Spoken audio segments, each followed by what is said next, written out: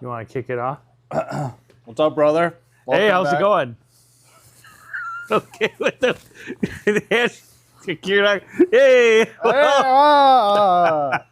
We haven't talked before this. Yeah, not at all. Hey, and welcome back to Lang Brothers Garage. I'm Bernie, I'm Andrew. and we are starting off the third episode. Another smooth note. Actually, we had the intro video, episode 1, and this is episode 2. Yes. Yes. I don't know what I'm doing. We obviously planned this. Yeah.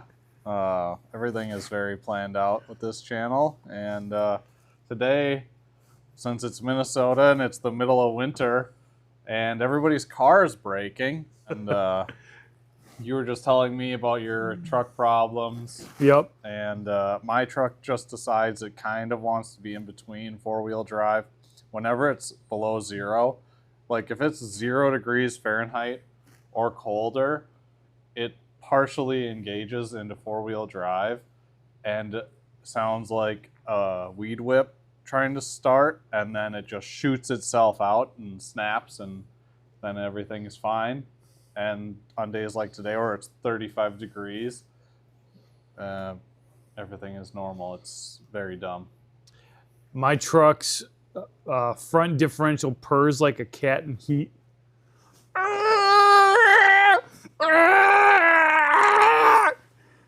Is this a True North Brothers episode? That's our joke channel. This is a real. That's the sound it makes. Is your mic good? I think so. Where's your mic? Right here. Is my mic by my zipper? So everything was perfectly fine. There was nothing wrong with the mics. So we're just picking up where we left off. We're not even going to start over. Oh, well. Well, where were we? I was talking about my truck.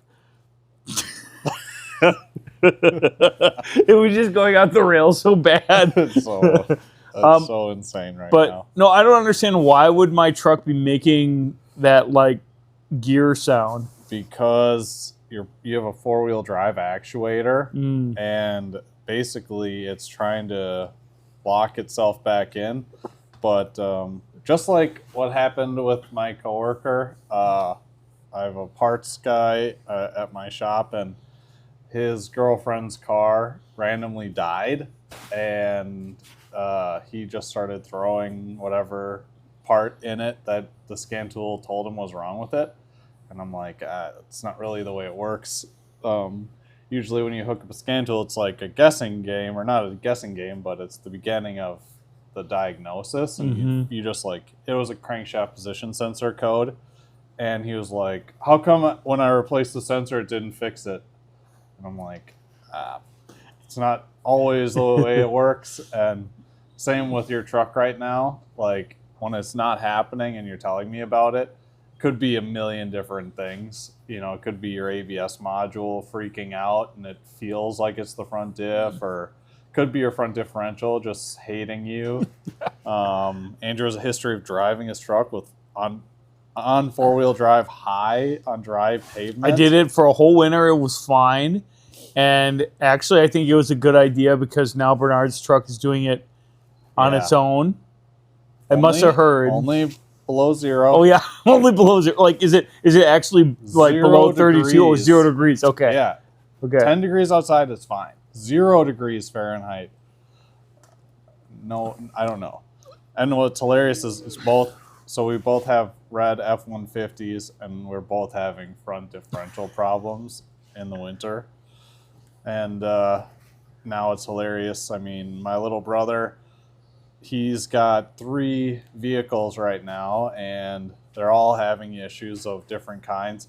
He's got this Mazda CX-9, 7-passenger Mazda SUV, and somehow the exhaust has gotten so bad in the last 3 weeks. He brought it over, and we were going to replace his exhaust system, and he was like, it's pretty bad now.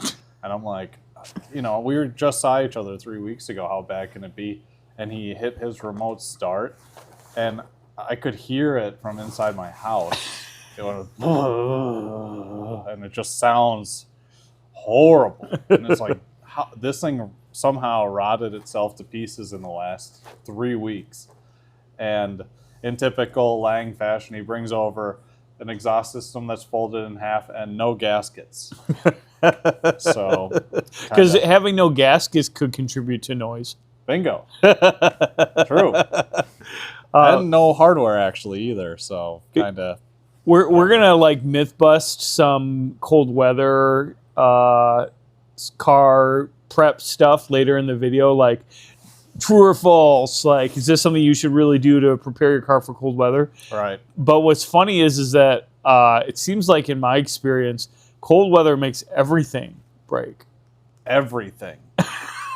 I mean, like transmissions are pretty robust. Like that's not something that like crazy. I mean, everything from, we were talking about Tesla door handles just not working in the winter. Another Tesla thing that's hilarious is on the new Cybertrucks, the headlights are lower. So what's going to happen when you're in or you're on the highway and the slush is running up onto your headlights? You just don't have headlights. You just have the LED strip that goes across the front of the truck. You just don't have headlights. Wait, and those are the like eyebrow thing isn't the headlights? No. Oh, the actual headlights are right above the bumper, the front bumper, and perfect. Oh, that's good. I like that. It's so bad. It's so bad. And it's like right on the snow line. It just is. It's just, growing up in Minnesota, you see things that just don't make sense. And that wasn't even here. That was somewhere else that somebody saw their Cybertruck snowpacked and couldn't see. Like people losing their exhaust or having exhaust problems because of the cold because snow gets so hard. And so some of the shenanigans that you can get away with when you have soft snow. Oh my gosh. I'm on my way to Universal Technical Institute and I had a Fox body Mustang. Yeah. Exhaust was bolted together. I mean, bolted together tight. Do you have gaskets? I hope I don't remember. I don't remember. That might have been a contributing issue. But my uncle and I were driving through Oklahoma, of all places, and they were having a blizzard, and they don't have plow trucks for their highways. So I'm driving a lowered Fox body Mustang down the highway, and we hit an ice chunk on the highway, and it ripped my exhaust, the muffler's back. It snapped. Clear off? Off, yeah. So we had to find... Did you, like, see it, like, go... Or... We just were, like, driving. No, it's hung onto the car because of the hangers. Okay, because of the hangers, okay. But we heard, like, a thump, and then the car just went... What the heck? We were going, like, 20 miles an hour. And it just we hit something in the road, and we had to find a welder guy. We just found a random shop in Oklahoma City that could weld exhaust back together. I think he welded it all together because it was just, at that point, just not going to work out for the rest of the drive. So you probably didn't even see the ice chunk. No, the whole highway was snow. Yeah. So you wouldn't know what it was. It might have been something else, but it was, we thought it was an ice chunk. But one time I was on 694. This is, I think, might have been back when I had the Lumina that we talked about. And I was going down 694, and all of a sudden, I just went, doop, and I did a 180, and I was sitting on the shoulder facing incoming traffic. Nice. It was like this, like, sub 20 degrees below zero type of weather. Right. Where it was like, oh, I had no idea that there was ice on the road. Yep. Yeah, we were driving back.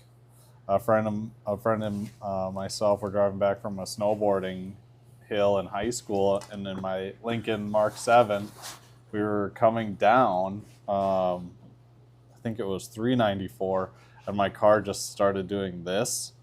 Yeah, and fishtailing. My friend was asleep, and I'm just sort of like, might go into the ditch here. So car's just going, shh. How many cars have you put into a ditch? Not many. Oh, really? No. I've done 2. Yeah. Wasn't the van? Didn't you total a van in Iowa? My wife did. Oh, Yeah, that was Alyssa. yeah, She that rolled was it down a scary. big precipice. That was actually bad. Yeah, Yeah, that was really bad. That was that was a real catastrophic. That was a real Yeah. ditch. No, yeah, that was a real. It was, yeah. I see. But no, I had an Acura TL, not the CL Type S that I had before, but TL 4-door, just a base model car, and I had summer tires on it. Oh, okay. And the same winter, 2 different occasions in Iowa, I put it into a ditch, just in Really? rural Iowa. And it was like, it took me putting it into a ditch a second time to make me understand you got to have good tires. Yeah. It's really crazy. Even budget all season tires. Snow, if you get snow, but it's a warmer snow, you can get away with having kind of cheap tires. Yeah. But there's a thing called siping in tires, which is little teeny slices that really break up the water and kind of road debris and help you get that extra traction. And summer tires have almost no siping. I mean, performance tires have no siping. And same with mud tires. Mud tires are not great snow tires. Interesting. So like my truck actually doesn't have great rain traction, but it gets decent snow and ice traction. What tires are on your truck? I have Goodyear all-terrains, which I never thought I would like Goodyear tires. I love these tires. Yeah. For all-terrains, they're so quiet, and I can drive through anything. Yeah. And, I mean, towing, they haven't flexed. I mean, I towed an F-150 on a U-Haul trailer, and you can see other tires, truck tires specifically, not handle the load very well. Like all-season truck tires probably wouldn't handle a towing load very well. But yeah. And I have ATs on my truck, just Cooper Discovery ATs, so relatively cheap, like Walmart tires. And this is my first winter with them, and I'm pretty happy, actually, like surprisingly happy. I think that tires, regardless of the car you have, are probably the single best winter upgrade. Yeah. I mean, have heat, obviously. That's like 100%. You know, Californians sometimes run cars that don't have a heater core or something, and it's like you're gonna. I had a '69 Mustang that had no heater, no heater in the Buick. Yeah, the worst thing that ever happened to me with that was one time I got pulled over, and I wasn't drinking and driving, but I had a full flask in my glove box. I don't know how it got there. And the cop dumped it out in front of me. Oh my gosh. But what I remember is the reason why he thought I was up to something weird was because my car had no blankets. Or my car had no heat, I mean to say. So all I had was blankets. Yeah. So he came up to me, and I looked probably like a crackhead. Like, how can I help you, officer? Yeah. Dude, so you've had a car with blankets. Yep. Our other brother has had a car with blankets, no heat. And I've had Illumina that I had Illumina in high school that had really bad heat. So unless it was right around 32 degrees, right around freezing, heat sucked. It did not work very well. And I think Dave probably he's had at least one vehicle that's had probably pretty poor heat. Us slang boys tend to just buy piles of crap and don't think everything through until it's too late. We rarely buy cars in the winter because Yeah. it's much harder to find good cars in the winter. Yeah. And then we find out what's wrong with them the following season. Yeah. Or like me, I buy a car in the winter and just buy it anyways with no heat. Did you get your truck last winter? No, I got that F-150. Yeah. I got that in the middle of the summer. So luckily, another thing in Minnesota gets crazy hot and humid. Oh, yeah. And if you don't have AC, it gets really old really fast. I mean, it's a toss-up. You'll get that argument from anybody. Oh, I don't need air conditioning. And it's like, well, once you have it, it's pretty nice. And cars are not designed to run without AC these days. Oh yeah. You know, the old cars, there are all of these vents that you could just open up. Yeah. And you had these big, wide open engine bays. And so Right. you could get a lot of fresh air in the car. Mhm. And you obviously didn't have the same, you know, crash standards and safety Sound specifications. And so your windows would roll way down Yeah. compared to what they are like Yep. in a new car. And so it's a lot easier to ventilate an old car. But Andrew has a Dodge Challenger RT, and the windows are like this big. Yeah, So yeah. if you don't have the AC on, he's sitting in a black box. Yeah. Dark blue, whatever. Yeah. Box. Yeah. Black blue. Black box. I have electrical issues with my truck too, because the guy that owned it prior to me wired it for custom lights. Oh geez. So there's a switch that is no longer connected to anything because the auxiliary lights that he added were removed before the truck was sold. Mm-hmm. They saved me the switch. Nice. Yeah, it's great. And so what my lights do is there's some short in the dash, and they'll just, if I hit a bump, all of a sudden the lights will turn on in the cab. And then I have to slap my dash like a bad donkey. And that's how the lights shut off. That's definitely like a mid 2000s Ford thing. One of the things that I look for in a car and if I see it, I won't buy it, is spare wires. Oh my gosh. So I've had a lot of cars. You've had a lot of cars. Yeah. And one thing, you know, our budget's typically like $5,000, and cars in that market have either had an alarm or a remote start, Yeah.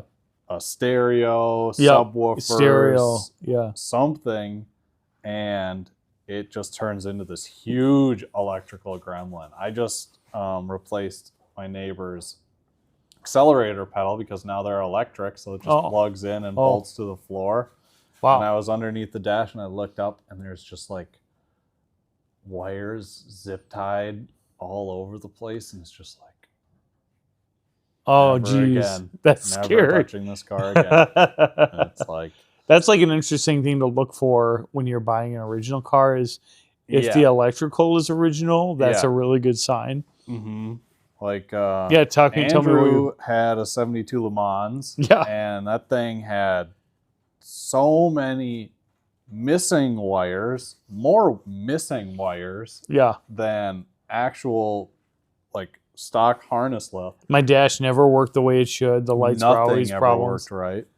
And then there were added wires under the dash that no one knew what they were for. Yeah, like for there were holes cut for speakers, and in the front and in the back, and there was no speakers and there was no wires at the places where the speakers would come out, but they were wired into the dash. It was like It was rough.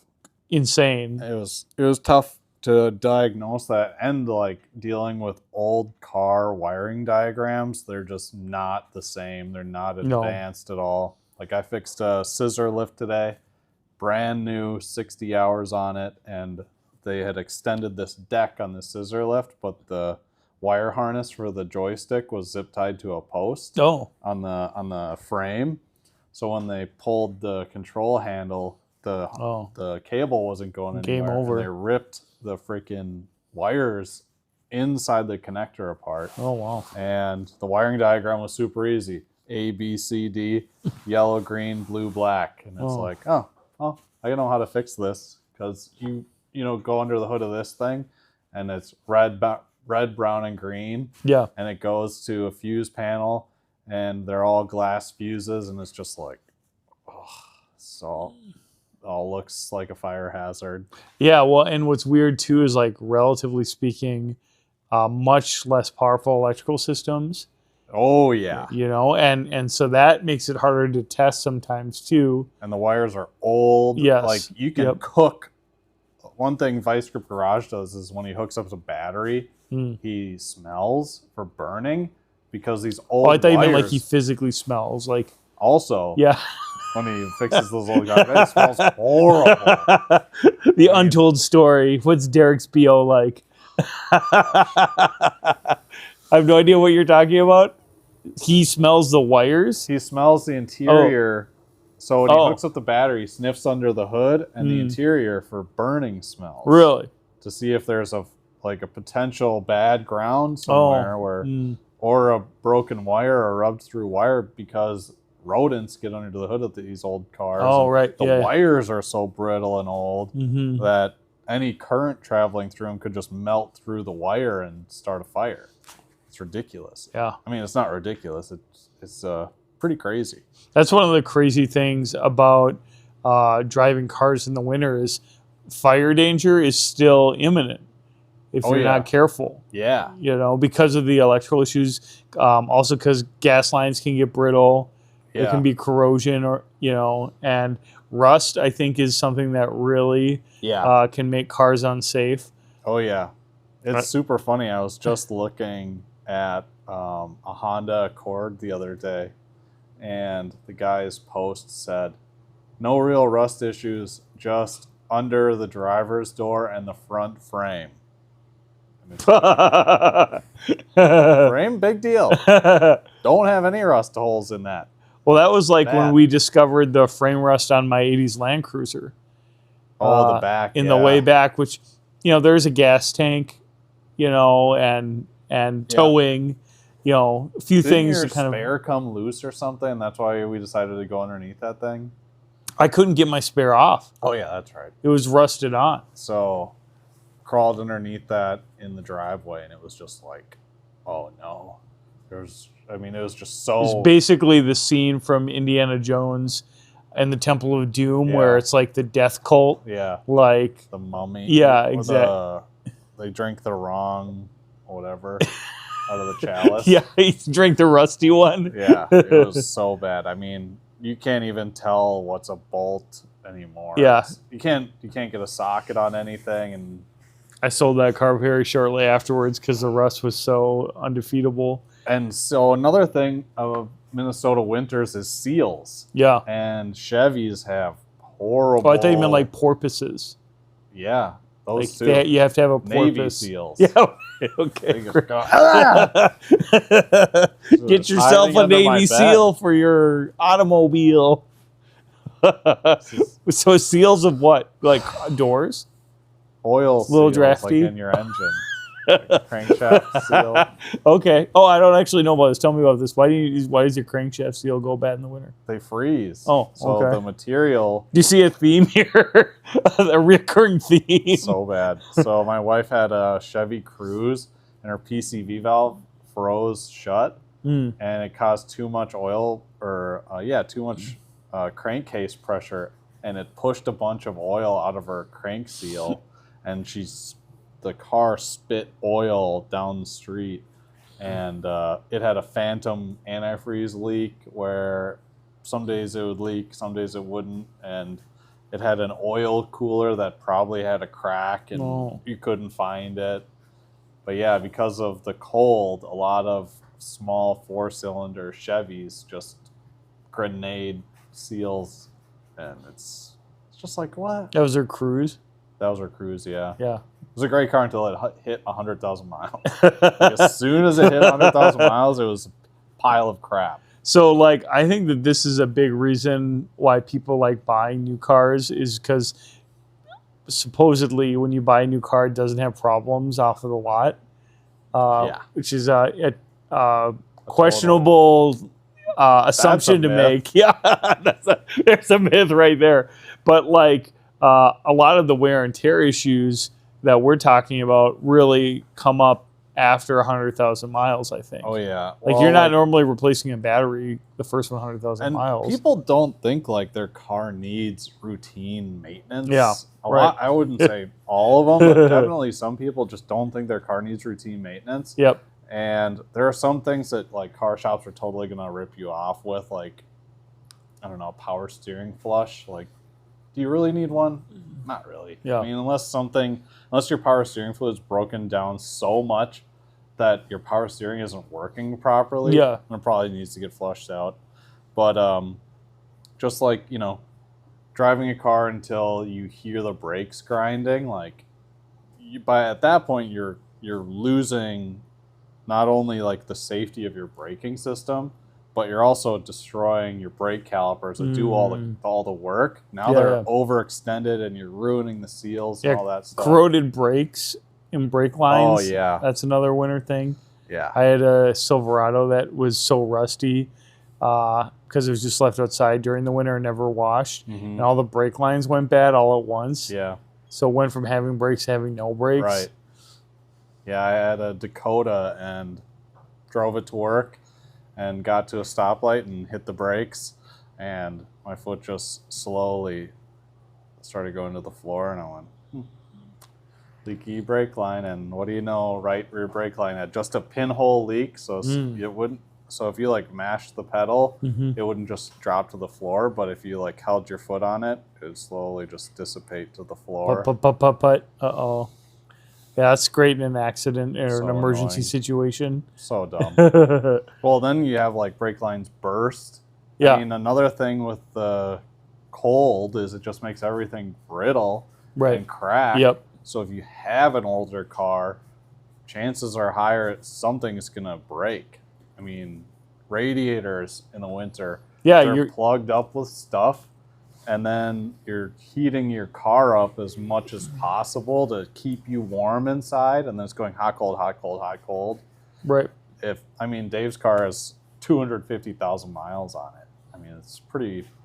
If your original radiator made it 250,000 miles... a testament to Toyota and Lexus. Yeah, I mean, for sure, absolutely. That's one thing with us is I think I've probably bought. We'll just round it down to 3. I've probably bought 3 out of 35 cars with less than 100,000 miles. Yeah. And all the rest have had in between 100 and 200,000 miles, and had a decent amount of cars with over 200,000 miles. One of our other brothers, Jim, he routinely buys things with well over 200,000 miles. He had a Suburban with 330,000 miles.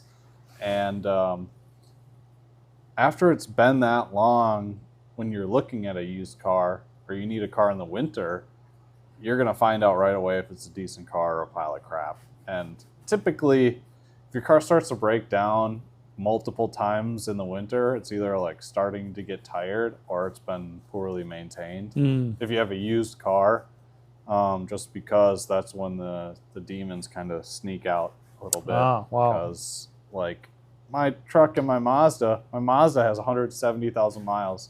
Thing never skips a beat. I mean, it's mind blowing that I've had to do brakes. Yeah. That's it. Like one time, just rambling on, but that's what you're here for, folks. If you like this, give us a thumbs up and subscribe. Comment below. We're here for Bernard. More rambling. Toyota Camrys. Yeah.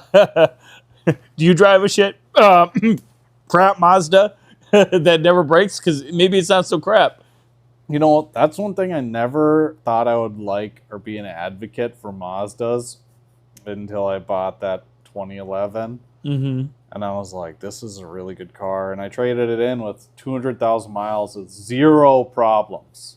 Yeah, I remember that. You're kind of nervous about that. Never, if your car doesn't have any problems, let's just say this.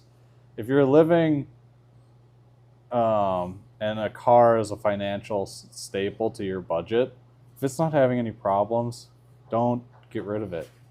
Like, so far, I've had seller's remorse for 2 vehicles in the last 5 years, sold them with 0 issues, and put myself in a financial hole.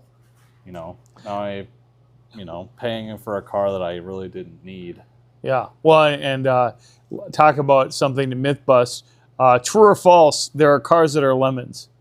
100%. Yeah. You know, there's cars that are assembled poorly, COVID cars, and then you get cars that are just poorly maintained that someone shines up. I mean, lemon cars are another thing. That all comes down to the factory, and when it left the factory, was it tested out? But typically, like, lemon title cars have probably been fixed up, and they're fine now. But for me, a lemon is somebody... Like, I would just say, like, if you're looking at cars in Ramsey, Minnesota, take it to like 2 mechanics before you buy it, because they're really good at detailing and pressure washing everything under the hood to make sure it doesn't look like it has any oil leaks or anything. Yeah. And then you buy it, and 500 miles down the road, the thing is leaking, it's not starting, it's not cranking over right. You know, something's not working inside because their wire connector finally gave out that they paid 59 cents for at AutoZone. I mean, lemon cars are really sneaky nowadays because everything is, like, honestly, detailing stuff is so good, you can make it look brand new. I think that it's crazy, too, that you might have 2 cars coming off the same assembly line, and one of those cars will be great, and the other will be garbage. Yep. You know, I'm kind of lucky because I have a 5.4 Triton F-150 that isn't a lemon. Yeah. Like, most of these trucks have way more How problems. many miles does your truck have on it like now? 178. Yeah. I mean, by now, and it's not rotted out. Like, Yeah. that's a testament to good maintenance. Yeah. Right. I didn't want Andrew to get a 3-valve F-150. Yeah. And then he bought one. Yep. And I'm like, ugh. And you've had it for like 5 years. Yep, just meticulously maintain it. It's just service intervals, man. And the truck was so clean when you bought it. Yeah, that was why I bought it. You could tell looking at it, I mean, it didn't have rust spots and the usual rust spots. Brand new headlights because the old ones, he said, like, glazed over. Yeah. And he just bought new headlights. OEM headlights, like factory headlights. I mean, somebody that's trying to flip a car, get rid of a piece of crap, isn't going to throw in nice headlights. I mean, they'll throw in crappy Amazon headlights so you can see from a mile away or junk. Yeah. They look just very, very new, and it matched the rest of the maintenance of the vehicle. Yeah. One of the things that you're talking about that kind of was another like mythbuster that I wanted to ask you about is because it's hard to know in advance if your car is going to have problems during the winter. How important to you is pre-inspection when you're buying? I would say number 2 to getting a Carfax. If you're spending any amount of money that is important to you, like for me, I don't need to get a Carfax on a $500 car. Yeah. So I'm spending $500. Yeah. Even $1,500. If you're buying a car for $1,500, you kind of know what you're getting into. But if you're spending $3,000 on a car, even that much, it costs $50 for a Carfax. Just like negotiating for a car. If you negotiate $50 down to the $50 point for a car, you're just kind of messing with them. Like, you're either going to buy it or you're not. I think it's one of the strongest things you can do as a seller to add credibility that you're not a scammer to. Totally. Is just have a Carfax that you can provide. Oh, yeah.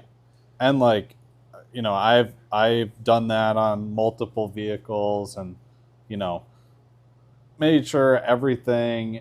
I wouldn't want to sell a car that I wouldn't want to drive. Yeah. So I went out of my way and did brakes on a car I was trading in. And I tell you what, let's just say 50% of salespeople don't even know what bad brakes look like. I spent $95 on rear brakes. I didn't have to.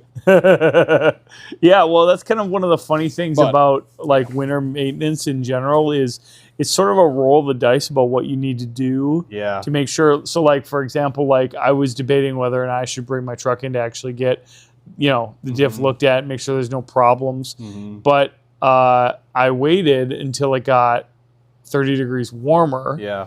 And the problem abated. And so I was like, well, okay, so that's a sign. Yeah. You know, and so like listening, it's funny, like what you were saying last episode, but actually listening to your car and being able to notice if there's something different. Yeah. Super hard to do initially. Yeah. Like when you're a new driver, but once you get the hang of it, if you're just willing to shut your radio off and listen to your car once a week. Oh, yeah. You'll be surprised at what.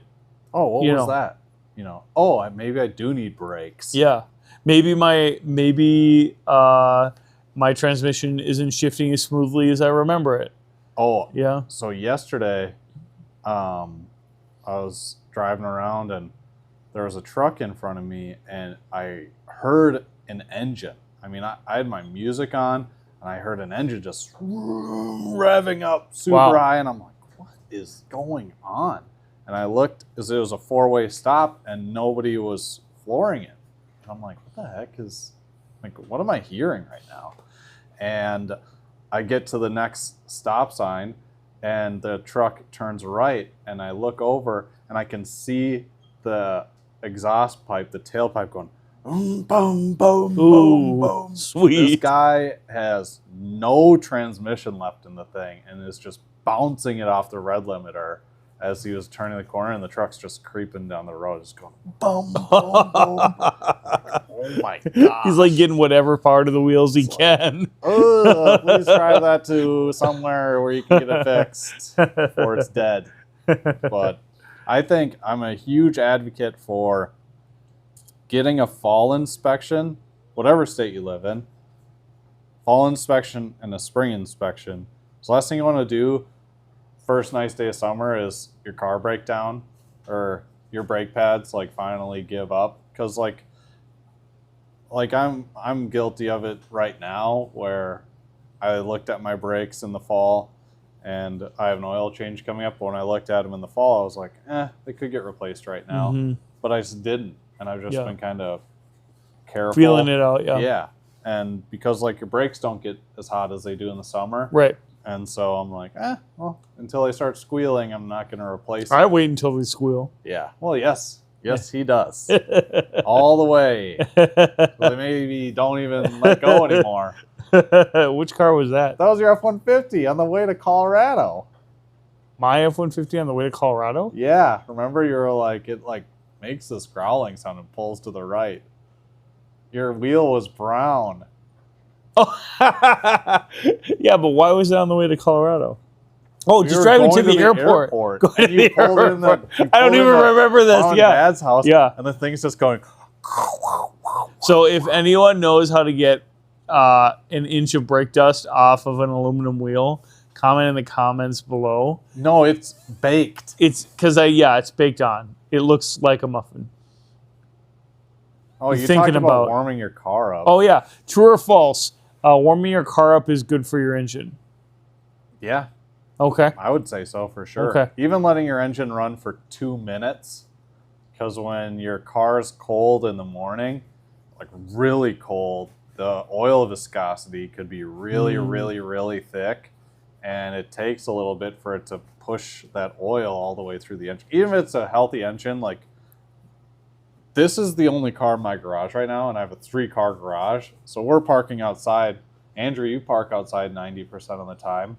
Yeah, our van at least. The truck goes in the garage. So like when it's 15 below zero, that oil is also 15 below zero. Yeah. So for it to move its way all the way through an engine, I mean, my timing chains clatter 3 times a week when it sits outside. It's shivering. Because it's freaking cold.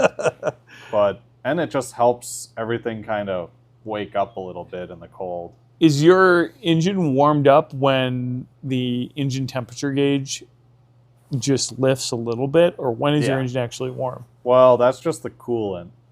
So your engine warms up as soon as as soon as it's making exhaust, because you're making little explosions. Yeah. Okay. So that warms up pretty quickly. Yeah, I would say half your engine is fairly warm right off the bat. Okay. Like your cylinder head. The further you get away from your combustion chambers is the colder it's going to get. But as soon as it starts cycling oil, it starts warming up.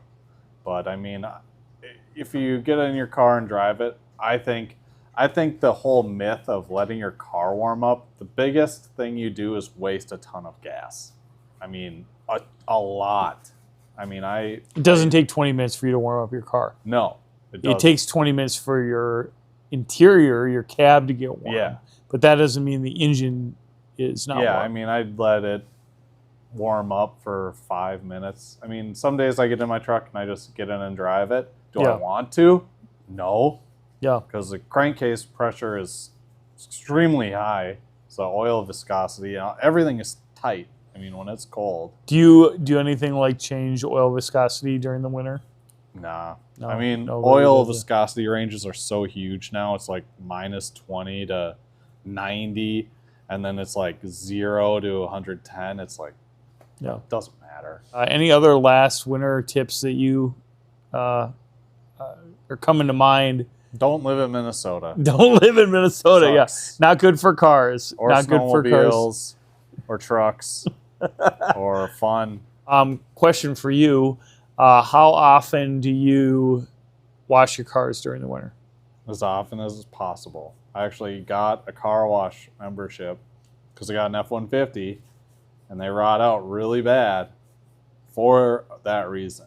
So as often as I can wash my vehicle in the winter, I'm washing it because rust forms so fast it's just not fair. I mean, it just is not fair that you seriously have to get your car washed almost every day. Yeah. And having a car wash membership that's 30 or 40 bucks a month, I mean, pays for itself and pays for maintenance. I mean, you're keeping those brake lines clear of rust and mud and muck.